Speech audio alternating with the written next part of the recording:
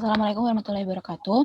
Perkenalkan, kami dari kelompok 5 Praktikum 1 akan mempresentasikan tentang penyakit unggas yang disebabkan oleh virus golongan IBD yang disusun oleh Tri Raihan Fadila Putra, Gracia Lestari Panjaitan, Bella Novita, Wisnu Rahmat, dan Anugrah Vela Izanur Rahman.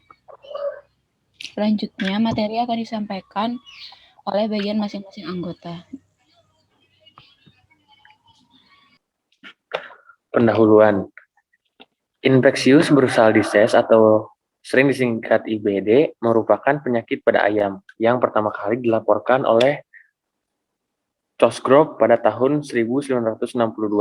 Berdasarkan kasus yang terjadi pada tahun 1957 di desa Gumboro, Delaware, negara bagian Amerika Serikat. Penyebab penyakit ini adalah virus yang berbentuk icosahedral yang terdiri dari dua segmen untayan ganda RNA yang termasuk dalam famili Birnaviridae atau menurut Lukert dan Said 2003.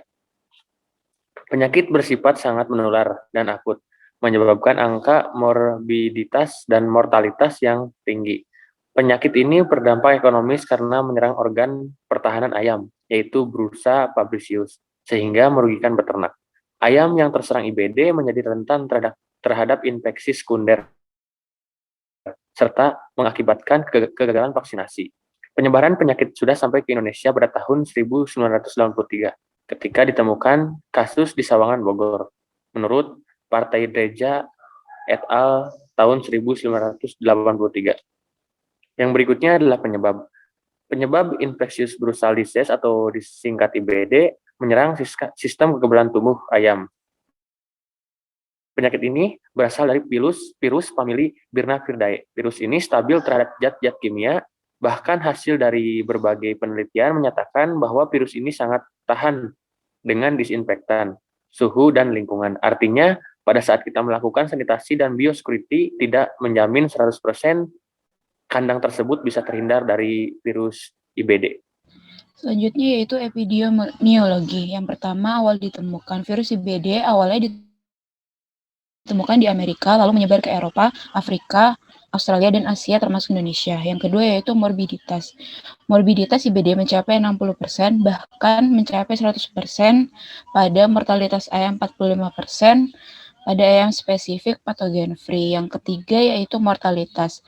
Mortalitas mencapai 56,09% pada ayam pedaging dan 25,08% pada ayam petelur. Selanjutnya yang keempat yaitu proses perkembangan penyakit. Proses apoptosis atau perkembangan penyakit mulai terjadi setelah makrofag yang teraktivasi virus IBD melepaskan sitokin yaitu faktor TNFA dan interleukin 12 atau IL-12 yang memicu T helper untuk berdiferensiasi menjadi TH1. Yang kelima yaitu dampaknya. Infeksi virus IBD yang ganas menyebabkan kerusakan parah hingga terjadi depresi sel limfoid pada folikel Brusa fabricius, hambatan produksi antibodi, fungsi fagositosis yang menyebabkan ayam terinfeksi IBD menjadi imunosupresis. Gejala klinis yang terjadi yaitu yang pertama, ayam lesu, nafsu makan menghilang, sayap menggantung, diare berwarna putih, ayam sering mematuk bulu bagian kloaka, dan yang terakhir peradangan di sekitar dubur. Cek. Diagnosis. Diagnosis IBD dapat ditegakkan berdasarkan pada gejala klinis, perubahan patologi atau anatomi, dan histopatologi.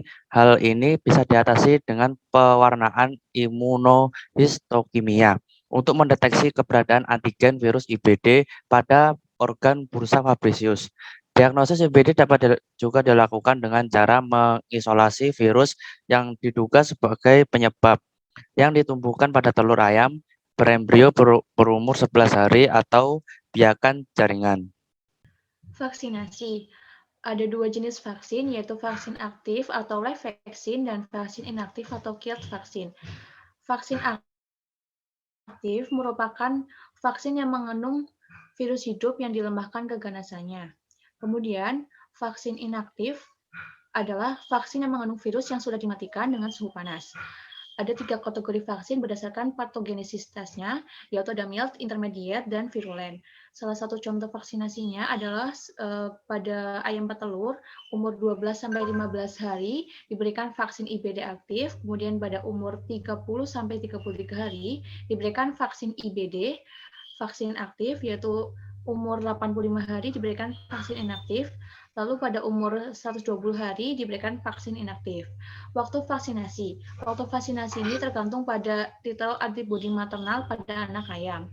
Vaksinasi ini kemungkinan tidak akan efektif jika ayam terkontaminasi dengan virus IBD di lapang yang lebih virulen.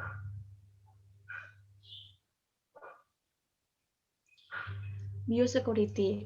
Untuk mencegah atau pengendalian dalam IBD, yaitu yang pertama, kita melakukan disinfeksi terhadap orang, peralatan, kendaraan yang melintas di kandang.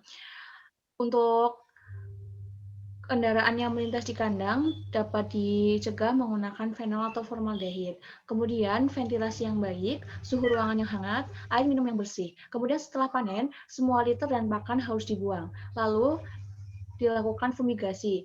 Fumigasi ini terdiri dari formaldehid dan kalium permanganat. Kandang harus dikosongkan 3 minggu setelah dilakukan fumigasi. Penularan.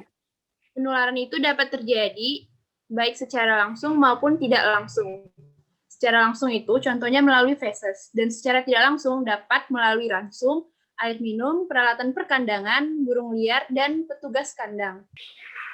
Untuk patogenesisnya, penyakit IBD menyerang ayam umur 3-6 minggu pada saat perkembangan Bursa fabricius mencapai optimum. Pada saat yang sama, antibodi asal induk mulai menurun, sehingga ayam rentan terhadap infeksi virus IBD.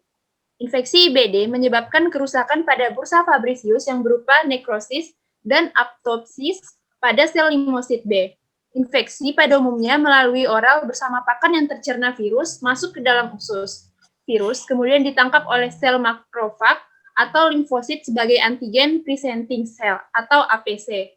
Keberadaan IBD dapat dideteksi 13 jam P pada sebagian besar folikel, menurut Van Dijk Berg tahun 2000. Next. Untuk patologinya, perubahan patologi anatomi pada ayam yang diinfeksi virus IBD tergantung pada strain ayam dan isolat virus yang digunakan. Pada tahap awal ditemukan odema, yaitu pada 2-7 hari pasca infeksi, berupa cairan gelatin yang menutup lapisan serosa.